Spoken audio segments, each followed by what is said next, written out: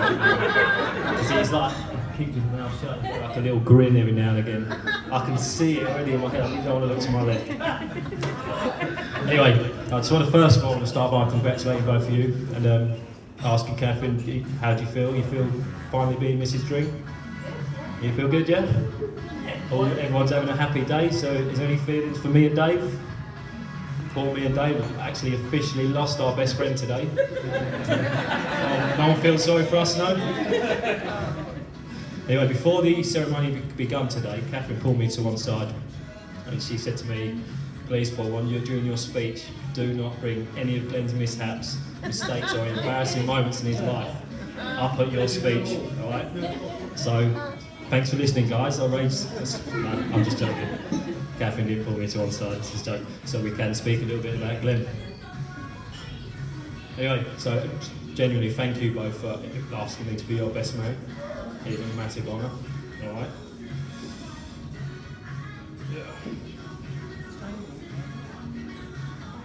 Hey, actually, no, I'll scrap that. I'm not going to thank Glen, I'm going to thank Catherine because he actually proposed Christmas and it took me 3 months to actually find out I was the best man. He forgot to tell me.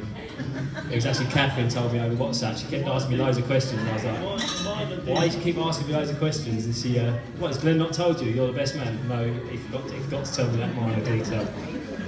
Yeah.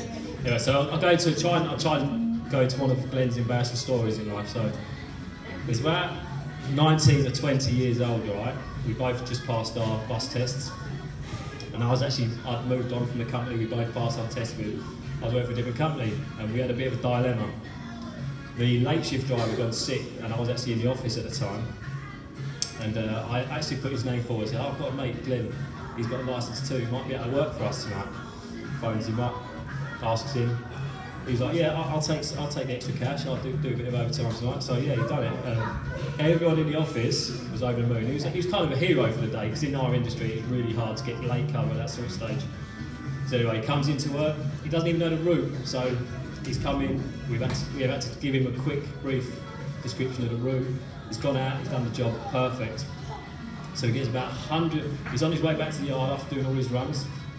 He gets about 100 yards from our depot gates, right, and he manages to get the wheels stuck in mud. He goes over a curb, rear wheels are stuck in mud, they're just spinning.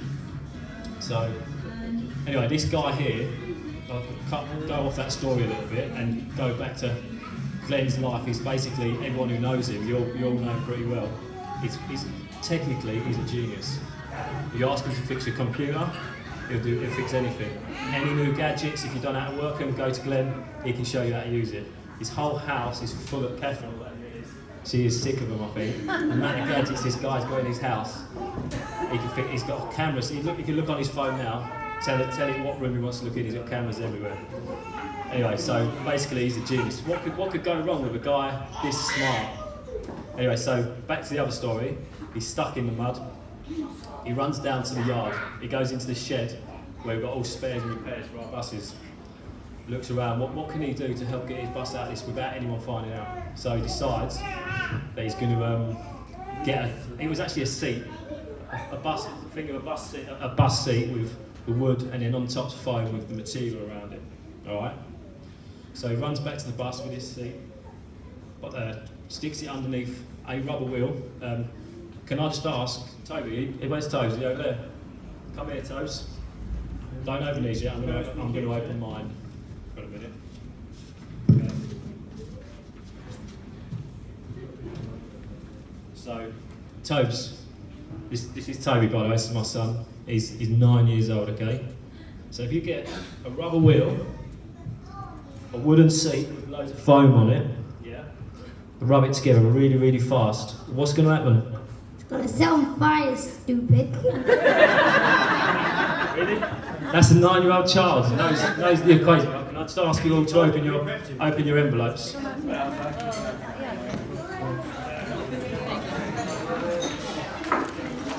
There's a book on fire.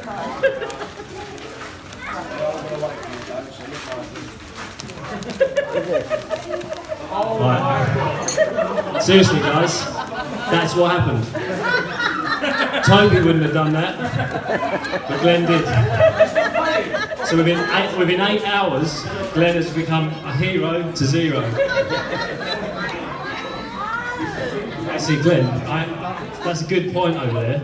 I'm pretty sure you did not get paid for that shift. Helen, the owner of the company, is actually coming tonight, so I'm going to take it up with her, see if we can get him his wages for that day, alright? Because he did come in at the last minute.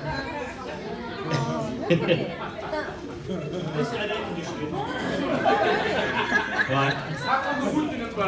That's a pretty embarrassing story for Glen. I was going to go into some more, but I'm sure you all want to get to the bar and have a drink, and we don't want to be here till next week. Alright, we could be here a long time going through Glen's stories.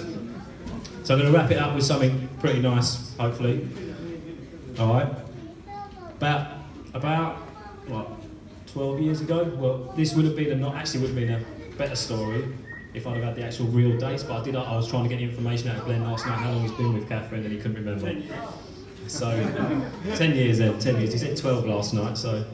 About 10 years ago, just before Catherine and Glen met, he'd been single for quite a while, and he was on a bit of a wild one, going partying, drinking every night, going clubbing, and then all of a sudden, he bumps into Catherine.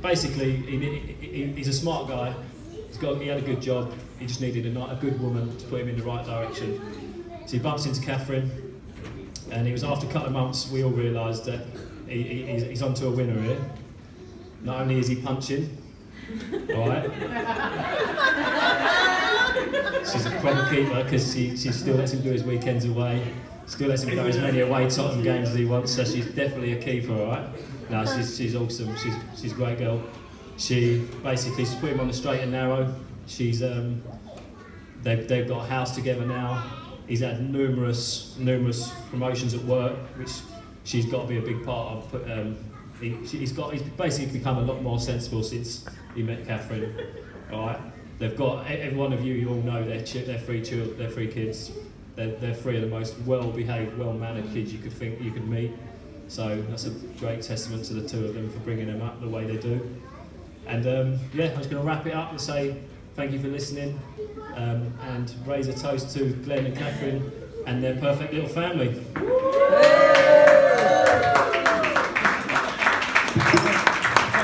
Sorry guys, one last thing, I forgot something, one little thing. How many kids is there in the room?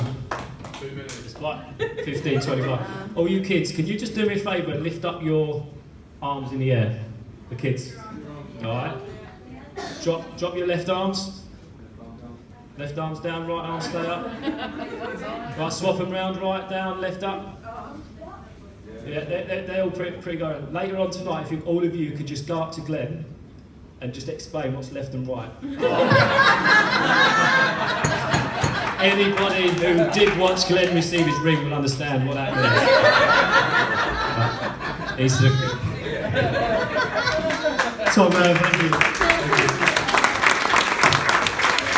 I don't think most of you didn't notice that I've got the ring on my wrong finger. Catherine didn't notice, so don't tell her. I would like to say thank you to everyone that come. I would like to say thank you to Helen, who organised a lot of it. Lucy, obviously Catherine. All I had to do is bring the donuts, and I managed to bring the donuts. So, you should be proud. Sorry, Meg's, what did I forget? Oh, I forgot Meg's suitcase, sorry. No. Most of you know me, know that growing up, that getting married was the last